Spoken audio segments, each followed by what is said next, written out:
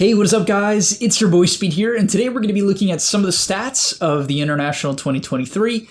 And yeah, I just want to talk about some of the heroes that I expect to be very prevalent within the last 3 days of the International, the 27th, 28th, and 29th. In today's video, I really want to look at some of the outstanding heroes I expect to be pretty heavily contested, even if they haven't been in the past through the tournament, and talk about maybe some of the outliers as well. But alright, without further ado, let's kind of hop into it. Alright, before we get into the main part of the video, I do want to let you guys know that I'm not only posting videos here on YouTube, I also frequently post videos on the website. If you don't know what I'm talking about, almost every single day I'm posting a new video to the Game League website. We're going to teach you guys in depth about how to get to the next level. So if you want to become absolutely broken, click the link down below and sign up. The first match is going to be between Gaming Gladiators and Nouns, but the first hero on this list is Storm Spirit, who neither of those teams have picked. It's almost been solely picked by BetBoom with Coddle.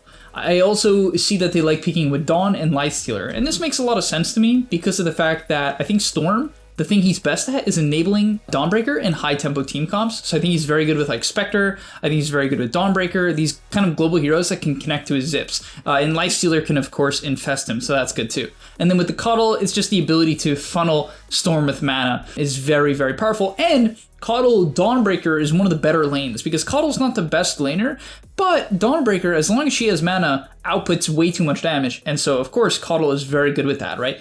Dawn does her combo, Coddle gives mana, then Dawn can do the combo faster and still has mana to do so. So this combo of 3 heroes, I think if BetBoom can get it, well, they definitely might lean towards it in the later portions of the tournament. Maybe they can mix that in with a Spectre. I think if they're able to get those 4 heroes together, you'll see a lot of synergy and a very devastating global team comp that BetBoom can play well around. Next up, we see Bane, a hero I thought we would just see more in this tournament. I mean, it's only been played 2 games, so I can't say too much. It's been picked by 9 Pandas and BetBoom. I just expected the hero to be picked a little bit more. I personally think it's quite strong, and I don't think there's that many unit heroes in the meta. Perhaps the illusions are somewhat powerful, right? Naga's kind of decent, but Beastmaster, Lycan, Brood, I'm not seeing a lot of these heroes. I expected to see more Bane as a result. I think the hero is good, but okay, not really seeing it. From there, one of the standout heroes of the tournament easily is Spectre. No doubt is Spectre, right? In the main event, which only has a very few amount of games, if we look at it here, Spectre is still one of the standout heroes. 6 matches,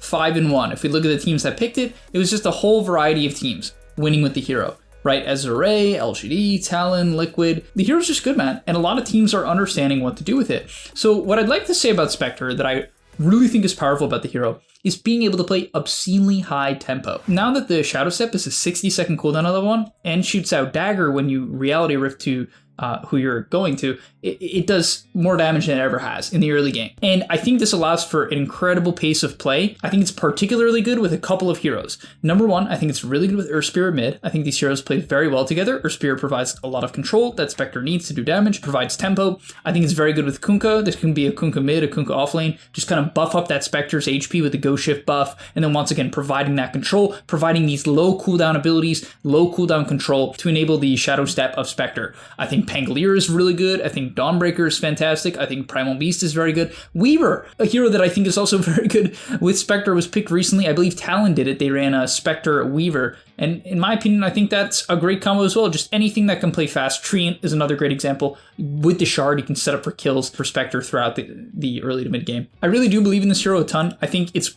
arguably one of the best heroes in Dota right now, definitely in pubs. And so yeah, I expect to see a lot more of Spectre. Another hero I think is absolutely nuts right now is Ancient Apparition. I believe so much in AA. I have for a while. I've been saying it since the beginning as I've been analyzing a lot of these games for this tournament. AA just makes drafting easy. On top of that, there are so many healing strats right now. Even if someone isn't, even if let's say they're not running a healing strat, they don't have Necro, they don't have Pugna, they don't have whatever it is, Dazzle, probably being one of the main healing heroes at this tournament. Even it just doesn't matter. So much Satanics, Heart of Tarask everywhere. You know what I mean? That's probably the big one.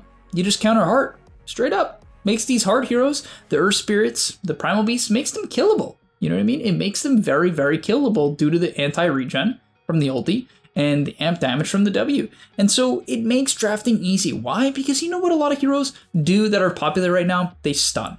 Primal Beast in this tournament. Kunkka, Earth Spirit, stun. You want AA. And by the way, they all do magic damage, a lot of it. Kunkka in the late game, of course, with the Ags and such. But I really believe AA makes it easy to draft. He makes the game plan simpler. You can pick a scaling carry. Yes, AA is not the best laner, but you pick a scaling carry, and then AA is going to make plays with the stuns, while the offlaner and the safe laner farms. The mid lane, typically, the 4 and AA make plays, and due to the low cooldown of Blast, it makes Dota easy and it scales well into the items that are being purchased. So I expect this hero to continue to be very high in popularity, very high in ban rate, and honestly, I think it wasn't being banned enough. I really believe in it.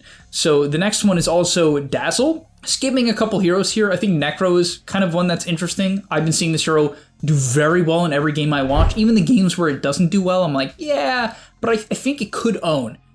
It just does a lot as long as it has a good laning matchup. Like, if this hero has the right mid matchup or offlane matchup, it's so difficult to play into because it just controls the tempo incredibly well. It can kill any hero with the ulti, buys the very popular Heart of Tarask right now with the Kaya Sanj, scales with the Ags. The Shard is incredibly good. I just think that the way to play Necro right now is very straightforward and very, very good. But yeah, Dazzle, the next one.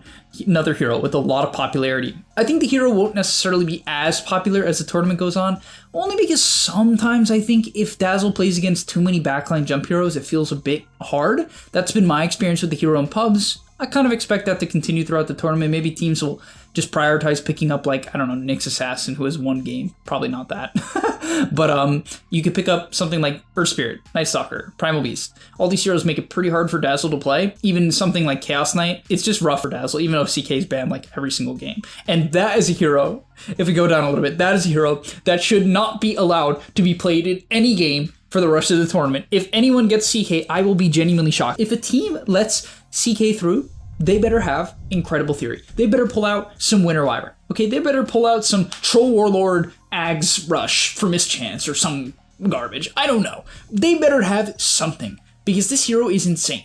And even if they have something, they better make sure that their lane goes okay. This hero is too good, should not be let through for the rest of the tournament, right? I really believe that. I think it is arguably the most broken hero. Even though Spectre has a better overall win rate and so does AA, I think in terms of overall consistency, CK is the best hero in Dota right now. Hands down. That is my firm opinion. Another hero that's been doing interesting things is Naga Siren. I think just with the overall idea of scaling, a lot of teams are just playing the scale into the mid to late game. Naga's just good at that, delays the game, and there's so many offlaners that take advantage of the space that Naga can provide. Whether or not it's Doom, Spirit Breaker, Primal Beast, there's just so many offlaners. Oh, Bristleback is another one. Brewmaster. There's so many scaling offlaners that you can pick with Naga, and she can just delay the game for you, and you can go late. And yeah, I think it's a very strong way to play Dota right now. It has been for a while. I think it still stands the test of time. From there, I really believe in Pugna as well. I've seen this hero picked a lot. I see it in my pubs. It's just such a good laner, man. Ever since the buffs to Decrep and Netherblast as well, it scales a bit better into the mid game. They buffed the cast range of Decrepify, Pugna's second ability, which amps magic damage and blocks physical damage. It's particularly good with the higher cast range because it sets up for an easier life train, right? You don't have to overextend. You can stay safe when doing it. I just think the hero's great, and I think it's particularly good because it enables a lot of the popular offlaners. You pick Pugna early on, even if they counter you with like Shadow Demon to Purge Decrep, whatever. You're going to win the lane, you're going to take some of the early game towers, and you're going to provide a lot of damage. And Nether Ward is going to do a lot against something like the Shadow Demon in team fights. I just think that the hero is very consistent, and I think going later and later into the tournament, it will be nice to have winning lanes and then a scaling team comp. And I think Pugna can make it very easy to do that because he can take the early towers, all the tier ones, kind of relieve map pressure, make it hard for the enemy to move around the map without their towers, and then protect his teammates with Decrep and Life Drain in the late game. I think the hero is good. I believe we'll see a lot more of it. Another hero that's been getting banned out a ton more is the Primal Beast. It's just mostly a mid, and it seems the pace of the hero is a little bit too good. I will also say the break is really nice. I feel like a lot of the top meta heroes have passives, the main ones being Bristleback, Spectre, and CK. I actually like Primal Beast against all of these heroes quite a bit, especially the Bristle. I think if you're going to give Bristle, because I'm a big fan of Bristle, even though the win rate on Bristle is not that good, it's actually only 51 right now, which was a little bit shocking to me because I think that this hero is better than 51% win rate. I'm personally a massive Bristleback enthusiast. I think the hero is incredibly powerful. The only problem with Bristle is he often gives the enemy safe laner free farm in a lot of games at a high level.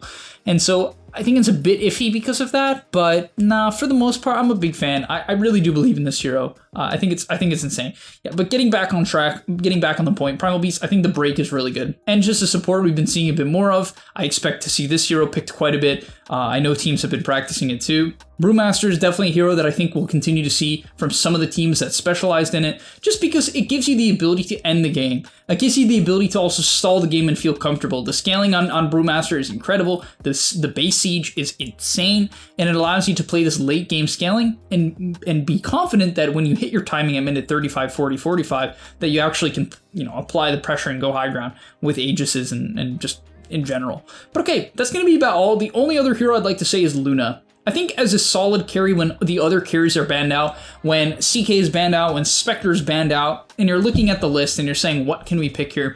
I think for a lot of teams, when they don't want to play it too risky and they've picked their tree and protector or whatever you've picked, right? Whatever position 5. You've picked your Dark Willow, you've picked your Clockwork 5, you've picked whatever hero. It's just going to be safe for teams to pick Luna and say, okay, we're going to play for a timing, we're going to take second Roche, and we're going to go high ground.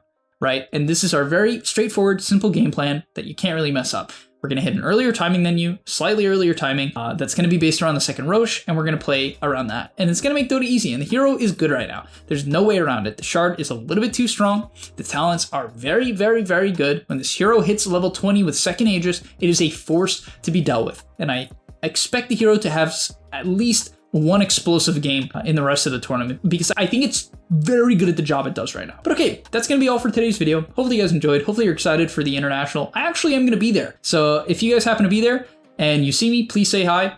I'll be happy to talk to you guys. Happy to meet and chat about Dota and just whatever. And yeah, I'll see you in the next one. Peace. And that's all, but remember, before you leave, before you tune out, subscribe to the Game Leap website where we are going to help you get to the next rank. If you're stuck, click the link down below, and I'm out. Peace.